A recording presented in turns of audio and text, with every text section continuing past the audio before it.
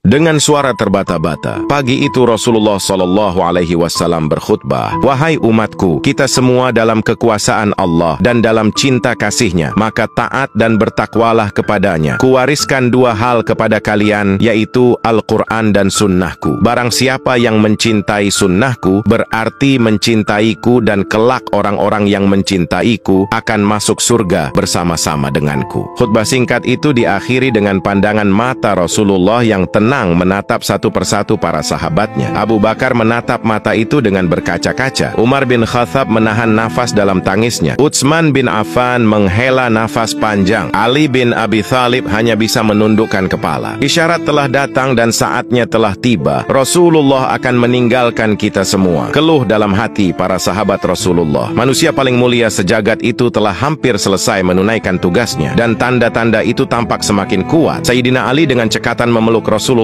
yang begitu lemah dan begitu goyah ketika turun dari mimbar. Matahari kian tinggi, tapi pintu rumah Rasulullah SAW masih tertutup. Di dalam rumahnya, Rasulullah tengah terbaring lemah dengan kening berkeringat membasahi pelepah kurma sebagai alas tidurnya. Tiba-tiba dari luar pintu terdengar salam. "Assalamualaikum, bolehkah saya masuk?" tanyanya. Siti Fatimah tidak serta-merta mengizinkan ia masuk. "Waalaikumsalam, maaf ayahandaku lagi demam." Ia kembali menemani ayahandanya yang ternyata sudah membuka mata sembari bertanya, "Siapakah dia, wahai anakku?" "Tak tahu ayahandaku, sepertinya baru kali ini aku melihatnya," tutur Fatimah dengan lembutnya. Lalu Rasulullah SAW menatap putrinya dengan pandangan yang menggetarkan, seolah-olah bagian demi bagian wajah putrinya ingin dikenangnya. "Ketahuilah Fatimah, dialah yang akan menghapuskan kenikmatan sementara, dialah yang akan memisahkan pertemuan di dunia, dialah malaikatul maut," kata Rasulullah. Seketika Fatimah berusaha menahan ledakan tangisnya. Ketika malaikat maut datang mendekat, Rasulullah menanyakan kenapa malaikat Jibril tidak menyertainya. Kemudian dipanggillah malaikat Jibril yang sudah bersiap di atas langit dunia untuk menyambut kedatangan ruh kekasih Allah yang begitu mulia ini. "Jibril, katakan apa hakku nanti di hadapan Allah?" tanya Rasulullah dengan suara yang teramat lemah dan lirih. "Pintu-pintu langit telah terbuka. Para malaikat telah menanti ruhmu. Semua surga terbuka lebar menanti kedatanganmu," jawab malaikat Jibril. Dan ternyata itu tidak membuat hati Rasulullah lega. Matanya masih begitu tampak penuh kecemasan. "Engkau tidak senang mendengar kabar ini ya Rasulullah?" tanya malaikat Jibril. "Katakan kepadaku bagaimana nasib umatku kelak?" lanjut Rasulullah. "Jangan khawatir ya Rasulullah. Aku pernah mendengar Allah berfirman kepadaku, 'Kuharamkan surga bagi siapa saja kecuali umat Muhammad telah berada di dalamnya,'" jawab malaikat Jibril. Detik demi detik semakin berlalu. Saatnya malaikat Israel melaksanakan tugasnya. Perlahan ruh Rasulullah ditariknya. Tampak sekujur tubuh Rasulullah bersimbah keringat. Urat-urat lehernya menegang. "Jibril, betapa sakitnya sakaratul maut ini." Rasulullah mengaduh lirih. Fatimah tak kuasa menatap ayahandanya. Dibiarkan matanya terpejam. Sayyidina Ali yang berada di sampingnya menunduk semakin dalam. Malaikat Jibril pun memalingkan muka. "Jijikkah engkau melihatku hingga engkau palingkan wajahmu ya Jibril?" tanya Rasulullah pada malaikat Jibril, sang penyampai wahyu itu. "Siapa yang sanggup melihat kekasih Allah direnggut ajal ya Rasulullah?" kata malaikat Jibril. Kemudian terdengar Rasulullah memekik karena merasakan sakit yang tak tertahankan. "Ya Allah, dahsyat sekali sakitnya maut ini. Timpakan saja semua siksa maut ini kepadaku, jangan pada umatku." Badan Rasulullah mulai dingin. Kaki dan dadanya sudah tak bergerak lagi. Bibirnya mulai bergetar seakan hendak membisikkan sesuatu. Ali segera mendekatkan telinganya kepada Rasulullah SAW. "Ushikum bisyalati wa ma malakat aimanukum." Aku berpesan kepada kalian, jagalah solat dan peliharalah orang-orang lemah di antara kamu. Di luar pintu, tangis pun mulai terdengar bersahutan. Sahabat Rasulullah saling berpelukan. Fatimah menutupkan tangan di wajahnya, dan Sayyidina Ali kembali mendekatkan telinga di bibir Rasulullah yang mulai tampak kebiru-biruan. "Ummati, ummati, ummati. Bagaimana nasib umatku, umatku, umatku. Inna lillahi wa inna ilaihi raji'un." Berakhirlah sudah riwayat hidup seorang manusia yang kemuliaannya tak ada yang menandingi. Seorang manusia pilihan yang telah memberi sinar cahaya terang dan membawa kita terbebas dari kegelapan. Sosok yang begitu cinta kepada umatnya. Di saat ajal pun Rasulullah tidak memikirkan anaknya, istrinya, atau yang lainnya. Dalam hatinya Rasulullah begitu gelisah memikirkan nasib umatnya.